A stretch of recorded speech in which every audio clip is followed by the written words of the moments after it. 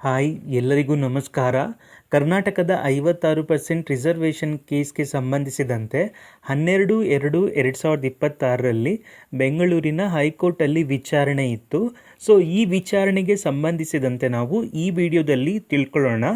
ತುಂಬ ಜನ ಸ್ಟೂಡೆಂಟ್ಸ್ಗಳು ಕೇಳ್ತಾ ಇದ್ರಿ ಏನಾಯಿತು ಅಪ್ಡೇಟ್ ಅಂತ. ಸೊ ಈ ವಿಡಿಯೋದಲ್ಲಿ ನಾವು ಪೂರ್ತಿ ನೋಡೋಣ. ದಯವಿಟ್ಟು ವಿಡಿಯೋವನ್ನು ಪೂರ್ತಿ ನೋಡಿ. ಆ್ಯಕ್ಚುಲಿ ಅವತ್ತಿನ ಕೋರ್ಟ್ ಕೇಸ್ ಅಡ್ಜರ್ನ್ ಆಯಿತು.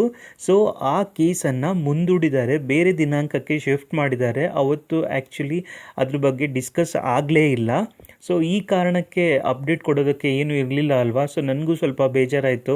ನಾವು ಎಕ್ಸ್ಪೆಕ್ಟ್ ಮಾಡ್ತಿದ್ದೆ ಅಟ್ಲೀಸ್ಟ್ ಈ ದಿನ ಆದರೂ ಏನಾದರೂ ಜಡ್ಜ್ಮೆಂಟ್ ಬಂದು ನೆಕ್ಸ್ಟ್ ಬೇಗ ಇನ್ನೊಂದು 15-20 ದಿನದಲ್ಲಿ ಹೊಸದಾಗಿ ನೋಟಿಫಿಕೇಷನ್ ಬರ್ಬೋದು ಅನ್ನೋ ಥರ ನಾನು ಎಷ್ಟೋ ಎಕ್ಸ್ಪೆಕ್ಟ್ ಮಾಡ್ತಿದ್ದೆ, ಎಷ್ಟೋ ಕನಸುಗಳನ್ನು ಇಟ್ಕೊಂಡು. ಬಟ್ ಆ್ಯಕ್ಚುಲಿ ಆ ದಿನ ಅಡ್ಜರ್ನ್ ಆಯಿತು ಮತ್ತು ಅದನ್ನು ಬೇರೆ ಹಿಯರಿಂಗ್ ಡೇಟನ್ನು ಕೊಟ್ಟಿದ್ದಾರೆ. ನೆಕ್ಸ್ಟ್ ಹಿಯರಿಂಗ್ ಡೇಟ್ ಯಾವಾಗಿದೆ ಅಂದರೆ ಮಾರ್ಚ್ 2, 2026, 2/3/2026 ಇದೆ.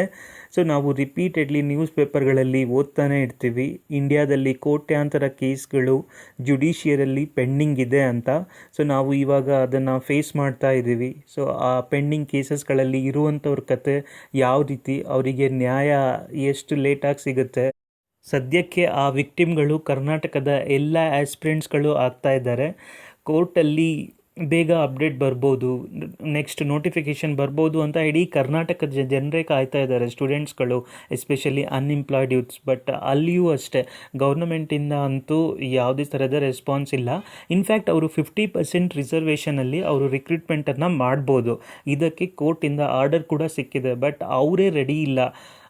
ಅವರಿಗೆ 56% ಬೇಕು ಅಂತ ಅಂದ್ಕೊಂಡು ಆ್ಯಕ್ಚುಲಿ SC/ST ಕಮ್ಯುನಿಟಿಯವ್ರು ಕೂಡ ಸದ್ಯಕ್ಕೆ ರಿಸರ್ವೇಷನ್ ಇಲ್ಲಾಂದ್ರೂ ಪರವಾಗಿಲ್ಲ 50%ಇಂದ ಆದರೂ ರಿಕ್ರೂಟ್ಮೆಂಟನ್ನು ಮಾಡಿ ಅಟ್ಲೀಸ್ಟ್ ಅವ್ರ ಮಕ್ಕಳುಗಳು ಈ ರೀತಿ ಮನೆಯಲ್ಲಿ ಕುತ್ಕೊಳ್ಳೋದು ಅವ್ರಿಗೂ ಇಷ್ಟ ಇಲ್ಲ. ಯಾರ ಹತ್ರ ಟ್ಯಾಲೆಂಟ್ ಇರುತ್ತೆ, ಎಲ್ಲ ಇರುತ್ತೆ, ಅವರು ಅದರಲ್ಲೇ ಬರ್ತಾರೆ ಅಂತ ಅಂದ್ಕೊಂಡು ಅವರೇ, ಆ ಕಮ್ಯುನಿಟಿಯವರೇ ರೆಡಿ ಇದ್ದಾರೆ ಬೇಕಾದರೆ. ಬಟ್ ಈ ಗೌರ್ನಮೆಂಟ್ ಅವರಿಗೆ ಅವರ ದೊಡ್ಡಸ್ತಿಗೆ ತೋರಿಸ್ಕೋಬೇಕಲ್ವಾ, ಅದಕ್ಕೋಸ್ಕರ ಅವರು ಈ ಥರ ಮಾಡ್ತಾ ಇದ್ದಾರೆ.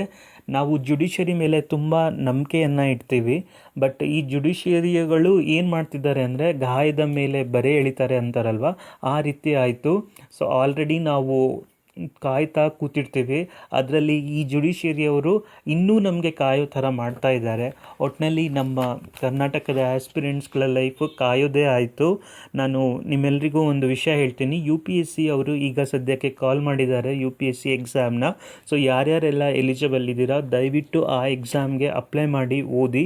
ಸೊ ಆ ನಿಮಗೆ ನಾಲೆಡ್ಜ್ ಅನ್ನೋದು ಯಾವತ್ತಿಯೂ ವೇಸ್ಟ್ ಆಗಲ್ವಾ. ನೀವು ಎಷ್ಟು ಓದ್ತೀರಾ ನಿಮಗೆ ಅಷ್ಟೇ ನೆಕ್ಸ್ಟ್ ಅಪ್ಕಮಿಂಗ್ ಎಕ್ಸಾಮಲ್ಲಿ ಖಂಡಿತವಾಗಿಯೂ ನಿಮಗೆ ಹೆಲ್ಪ್ ಆಗುತ್ತೆ. ಇಲ್ಲಿ ಎಕ್ಸಾಮ್ಗಳು ನಡೀತಿಲ್ಲ, ಹಾಗಂತ ನಾವು ಆಸ್ಪಿರೆಂಟ್ಸ್ಗಳು ಕಾಯ್ತಾ ಕುತ್ಕೊಳ್ಳೋಕ್ಕಾಗಲ್ಲ. ಬೇರೆ ಎಕ್ಸಾಮ್, ಸೆಂಟ್ರಲ್ ಲೆವೆಲ್ ಎಕ್ಸಾಮ್ಸ್ಗಳಾಗಿರ್ಬೋದು, ಬ್ಯಾಂಕಿಂಗ್, ಅದು ಇದು ಯಾವ್ದು ಬರ್ತಾ ಇರುತ್ತೆ.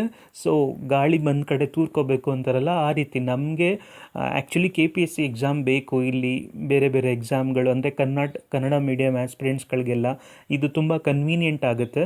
ಬಟ್ ಸದ್ಯದ ಪರಿಸ್ಥಿತಿಯಲ್ಲಿ ನಾವು ಇದನ್ನೇ ಕಾಯ್ತಾ ಕೂತ್ಕೊಂಡ್ರೆ ಡೆಫಿನೆಟ್ಲಿ ಯೂಸ್ ಇಲ್ಲ. ಬಟ್ ನಾವು ಓದ್ತಾ ಹೋದರೆ ನೆಕ್ಸ್ಟ್ ಖಂಡಿತವಾಗಿಯೂ ನಮಗೆ KPSC ಎಕ್ಸಾಮ್ಗಳಿಗೂ ಹೆಲ್ಪ್ ಆಗುತ್ತೆ. ಅವರೇನು ಮಾಡ್ದಲ್ಲೇ ಇರೋ ಥರ ಆಗಲ್ಲ. ಕರ್ನಾಟಕದ ಜನರು ಸ್ಟೂಡೆಂಟ್ಸ್ಗಳಿಗೂ ಒಂದು ಪೇಷನ್ಸ್ ಇದೆ. ಆ ಪೇಷನ್ಸ್ ಎಷ್ಟು ದಿನ ಆಸ್ಪಿರೆಂಟ್ಸ್ಗಳು ತಡೀತಾರೆ, ಒಂದಲ್ಲ ಒಂದಿನ ಅದು ಎರಪ್ಟ್ ಆಗೇ ಆಗುತ್ತೆ. ಸೊ ಆವಾಗ ಡೆಫಿನೆಟ್ಲಿ ಅವರು ಕಾಲ್ ಮಾಡೇ ಮಾಡ್ತಾರೆ. ಸೊ ನಾನು ನಿಮ್ಮೆಲ್ಲರಿಗೂ ಹೇಳೋದು ಒಂದೇ ಮಾತು, ನೀವು ಓದೋದನ್ನು ನಿಲ್ಲಿಸಬೇಡಿ. ಸೆಂಟ್ರಲ್ ಲೆವೆಲ್ UPSC ಎಕ್ಸಾಮ್ಗೆ ಸದ್ಯಕ್ಕೆ ಅಪ್ಲೈ ಮಾಡಿ, ಹಾಗೆ ಆ ಎಕ್ಸಾಮ್ಗೆ ಪ್ರಿಪೇರ್ ಆಗಿ ಮುಂದಿನ ಹಿಯರಿಂಗಲ್ಲಿ ಅಥವಾ ಇನ್ನು ಸ್ವಲ್ಪ ದಿನದಲ್ಲಿ ಕರ್ನಾಟಕದವರು 50% ರಿಸರ್ವೇಷನ್ ಮೇಲೇ ಎಲ್ಲಾದರೂ ನೋಟಿಫಿಕೇಷನ್ ಬಿಟ್ಟರೆ ಖಂಡಿತವಾಗಿಯೂ ನಿಮಗೆ ಹೆಲ್ಪ್ ಆಗುತ್ತೆ. ಅದಕ್ಕೋಸ್ಕರ ನಾನು ನಿಮ್ಮೆಲ್ಲರಿಗೂ ಓದಿ ಹಾಗೆ ನಿಮ್ಮ ಸ್ಟಡೀಸನ್ನು ಕಂಟಿನ್ಯೂ ಮಾಡಿ ಅಂತ ಹೇಳ್ತೀನಿ. ನಾನು ಹೇಳ್ತಿರುವಂಥ ಇನ್ಫಾರ್ಮೇಷನ್ ಇಷ್ಟ ಆಗಿದರೆ ದಯವಿಟ್ಟು ಈ ವಿಡಿಯೋಗೆ ಲೈಕ್ ಕೊಡಿ, ಹಾಗೆ ಈ ಚಾನಲನ್ನು ಸಬ್ಸ್ಕ್ರೈಬ್ ಮಾಡಿ. ಈ ಚಾನಲ್ನ ಪ್ಲೇ ಲಿಸ್ಟಲ್ಲಿ ಹೋಗಿ ಸ್ಟಡಿ ರಿಲೇಟೆಡ್ ಶಾರ್ಟ್ಸ್ ಆಗಿರ್ಬೋದು, ವೀಡಿಯೋಸ್ಗಳು, ಅದನ್ನು ನೋಡಿ. ಎಲ್ಲರಿಗೂ ಧನ್ಯವಾದಗಳು. ಬಾಯ್ ಬಾಯ್.